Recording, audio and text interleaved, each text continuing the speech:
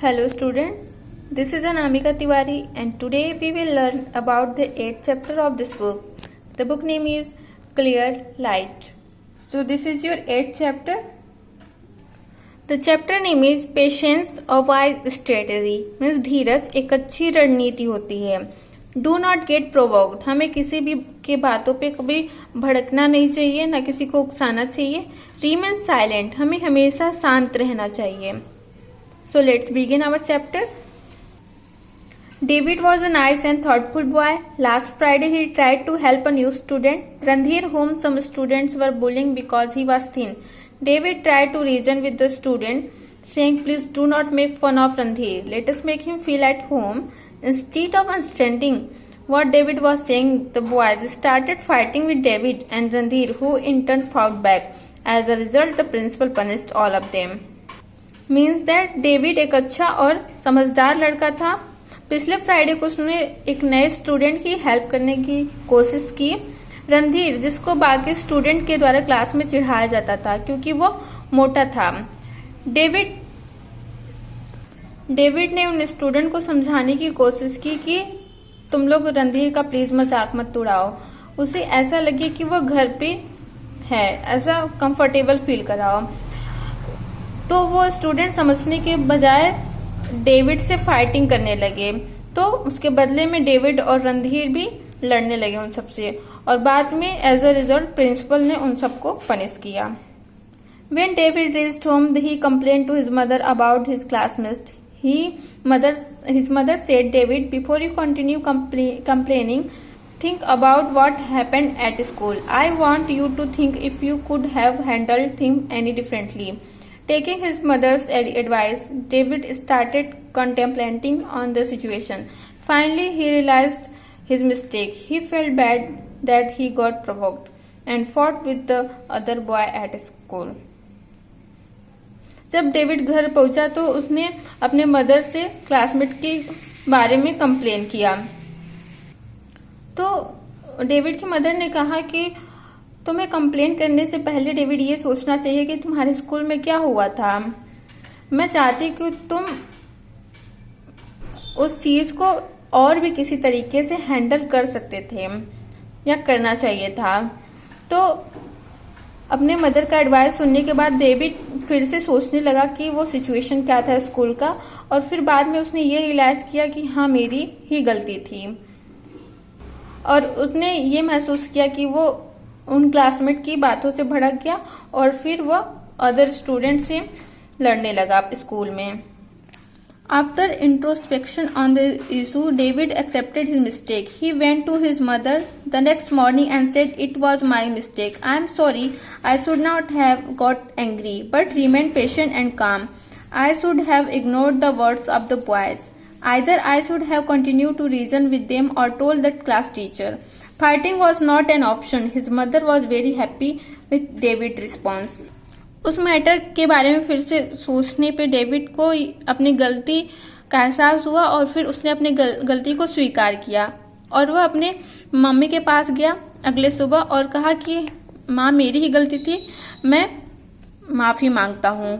मुझे गुस्सा नहीं होना चाहिए था, मुझे धीरज से काम लेना चाहिए था और मुझे शांत रहना चाहिए था. मुझे उन लड़कों के बातों को इग्नोर करना चाहिए था या उन्हें ऐसे ही बोलने देना रहना चाहिए था, या मुझे अपने क्लास टीचर से जाके सारी बातें बताना चाहिए था. फाइटिंग ही एक ऑप्शन नहीं था. तो डेविड की मदर बहुत खुश हुई डेविड के ऐसे रिस्पॉन्स से. His mother added, "Remember, patience is a wise strategy. It leads to a well thought out action. Impatience only comes from thoughtlessness. When you are patient, you think before speaking or doing anything." David replied, "Mother, I was wrong to be impatient. That is why I started fighting. I will be patient now, as patience is the way to success." उसकी माँ ने आगे कहा कि David, ये याद रखना कि जो धीरज होता है ये एक अच्छी रणनीति होता है. यह आगे चल के हम इससे अच्छा काम कर सकते हैं. और जो इम्पेशेंस होता है, जब हम अधीरज हो जाते हैं, तो ये जब हम बिना कुछ सोचे समझे काम करते हैं तभी ये हमारे अंदर इम्पेशेंस आता है. जब तुम धीरज से काम लोगे तो तुम कुछ भी करने या कहने से पहले सोचोगे। डेविड ने रिप्लाई किया कि हाँ माँ, मैं गलत था कि मैं इम्पेशेंस हो गया और इसलिए मैं लड़ने लगा उन सब से। अब से मैं धीरजवान बनूंगा, और क्योंकि पेशेंस ही है जो इंसान को आगे सक्सेसफुल बनाती है। दैट जो पेशेंस होता है वो सफलता का रास्ता होता है। The next day at school, David went to the boys and apologized to them, saying, I am sorry, I was wrong. I should not have fought with you. Amazed, the boy also said, we are sorry as well. Together, the boy went apologized to Randhir and said, we are sorry, we bullied you. From then on, all the boys took care of Randhir. All of them became the best of friends. Together, they said, we will not get provoked. We'll be patient. अगले दिन school में David उन लड़कों के पास गया और उनसे माफी मांगा और बोला कि आई एम सॉरी, मुझे माफ कर दो, मैं गलत था, मुझे तुमसे लड़ना नहीं चाहिए था। जो बॉयज थे वो सरप्राइज्ड हो गए, आश्चर्य हो गए कि सॉरी क्यों बोल रहा है। तो फिर इन रिप्लाई उन लड़कों ने भी सॉरी कहा कि मैं भी तुमसे माफी मांगता हूँ। और साथ साथ वो सारे लड़के रणधीर के पास गए और रणधीर से माफी मांगे कि हम सबको माफ कर दो, हम तुम्हें चिढ़ाए बहुत। तब से वो सारे लड़के रणधीर का ख्याल रखने लगे और फिर आगे चल के वे सारे बेस्ट फ्रेंड बन गए। और वे सब साथ मिलके बोले कि अब हम किसी को नहीं चिढ़ाएंगे, ना हम किसी को भड़काएंगे, हम अब धीरजवान बनेंगे। मीन्स अब हम धीरज रखेंगे, शांत रहेंगे। Okay, so from this lesson we learned that patience is required to give a positive response to a negative experience. This help you to deal with problem at hand. Impatience comes from thoughtlessness, cause reaction and lead to more problems.